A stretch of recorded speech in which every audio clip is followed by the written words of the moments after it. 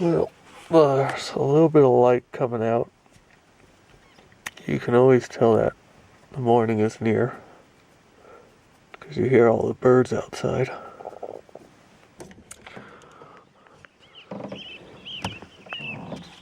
Wow.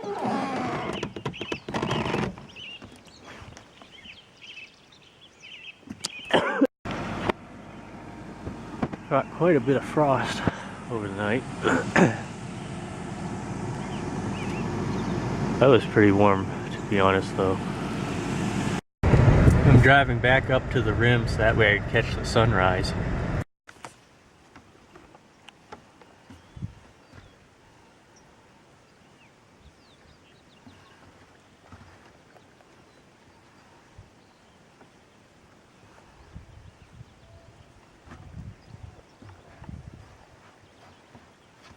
There's the Three Sisters.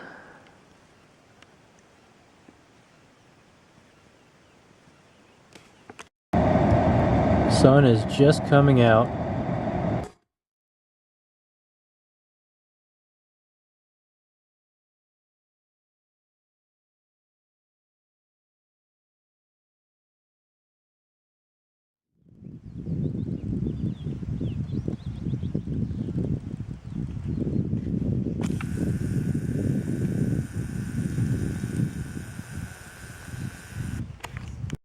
So there's this fog that's been forming over Summer Lake, and it's been making its way all the way to the top of the rim here. And as you can see, it's going through the trees. Coming into the fog that crested up over the ridge here.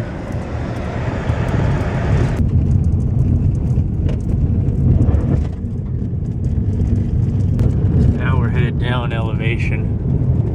Gonna head over to Christmas Valley, fill up quickly, and then we'll see if I can make it to these airplane wrecks. So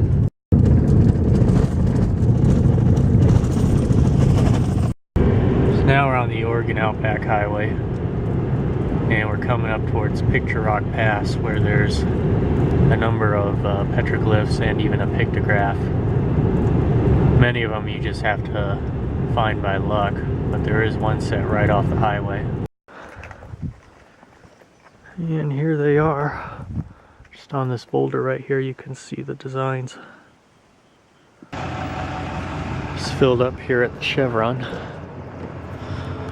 This is pretty much the only gas station in the area for a long ways. It's pretty desolate now, out of the population. There wasn't many to begin with. There's a house way out there. Alright. So I believe I'm right where I need to be. It's that road right there. I just have to move this gate. Alright, just put the gate back on.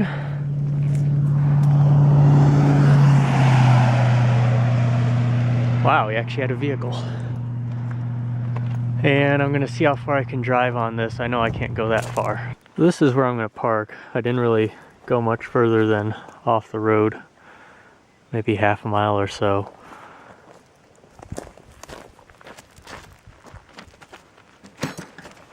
So according to GPS, I'm about 7.8 miles from the airplane wreckages. They're only 3/4 of a mile apart. They came from two different time periods. One crash was in 1945, the other one was in the 70s. And it's not a direct route, so it's probably going to be 9 or 10 miles one way of biking. Okay, it's going to be a long trek from here. Across these power lines before, you can hear them crackling.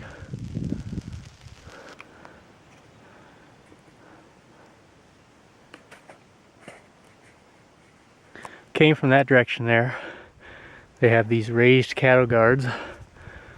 Your typical piles of basalt rock, all surrounded and wrapped by wire fence. Still about 4 miles out. As you can see, it's mostly antelope that have been on this road. I don't see any recent tire tracks at all. And then there goes my bike track coming from that way. It's a hilly landscape right in through here. And the wrecks are on top of the ridge there. And on the other side is the fault itself, Burma Rim. Alright, it is time to go uphill. Alright, made it on top of the rim. It was really steep. I don't even know if I could bike down it safely. But I just have to walk a little bit further and hopefully I'll start seeing signs of the wreckage. So if a Jeep was able to make it all the way up that steep road right here, this is the turnaround point. This sign doesn't allow any motorized vehicles. I'm sure bikes are allowed, but I should be getting close. Still another mile or so on this rough, rocky road. I can already see signs of the wreckage. There's some shining objects out there. And then the big one is that right there.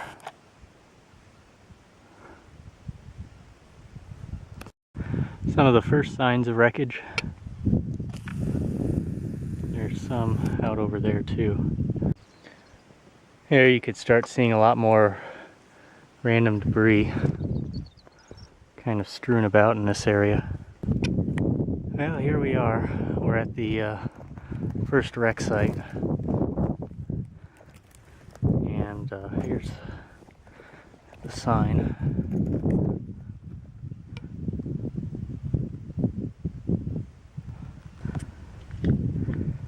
This is the one that occurred in 1973.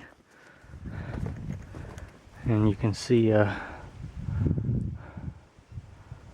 the parts to it. Looks like somebody did some target practice.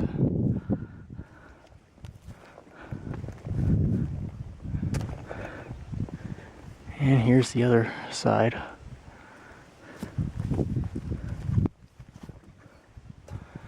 And it looks like there's a large piece of wreckage way out that way.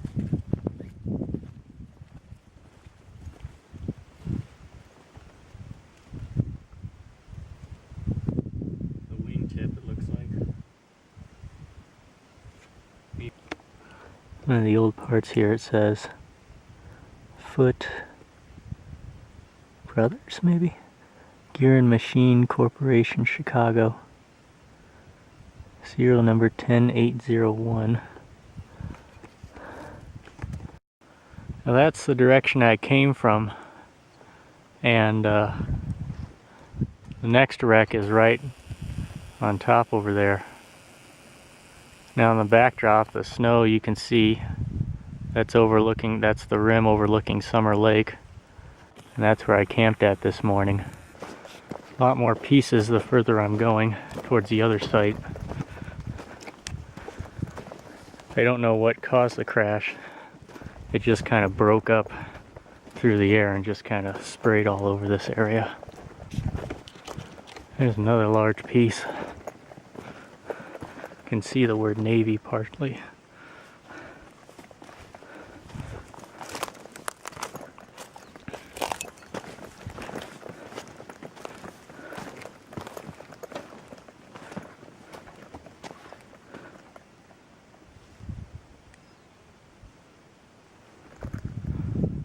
And that's where I came from, that wreckage. So this would have been the cockpit up here.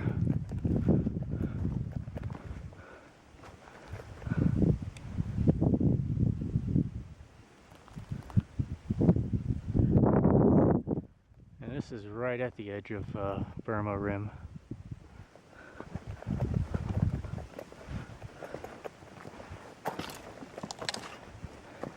At least I believe this is the cockpit. Okay, I'm gonna head back to where I came from. Wreckage is right there. Uniroyal aircraft. Cut 7:30 seconds limit. There's a number of flowers in the desert here. Here's one. Kind of a pretty shape. Alright, I'm gonna head back down. There's another plane wreck, I think just south of here. It's a P-38 Lightning. That's the one that crashed in 1945. However, I don't exactly know where it might be. I have a sense, but... Alright, there's a flickering object out there, and I'm hoping that might be the sign for the other plane wreck. It's a ways away. The other sign from the wreck I just came from is also giving off a flickering appearance, so that might be very similar. Alright, I'm hiding my bike so it's out of sight. I'm just going to follow this side of the rim up to whatever that shiny object was. Now it turns out that reflective light I saw from way far away is the sign for the other wreck. There's absolutely no way in hell I would have found this.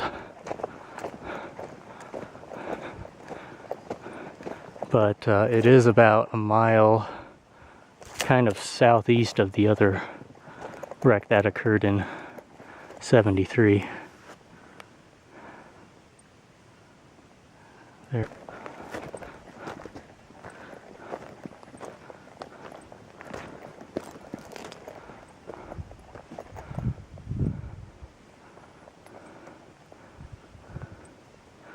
This is kind of the depression. You can see where it impacted. Well, about a few hundred feet past the sign, there's still even more wreckage from.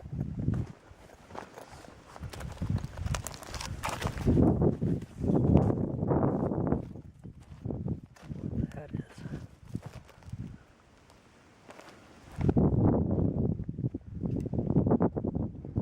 Right there is a horned toad. Yeah, I'm gonna head off now. Again, it was just by luck from the road leading to the other crash site, which, zooming in, you can see a sliver of it right there. Back to my bike. Now we just have 9 miles back to my car, which is off yonder that way. It's an interesting flower right here. I don't see anything else like it. And the flowers themselves are, I think they're still coming out, but they look whitish. And here's our steep descent down.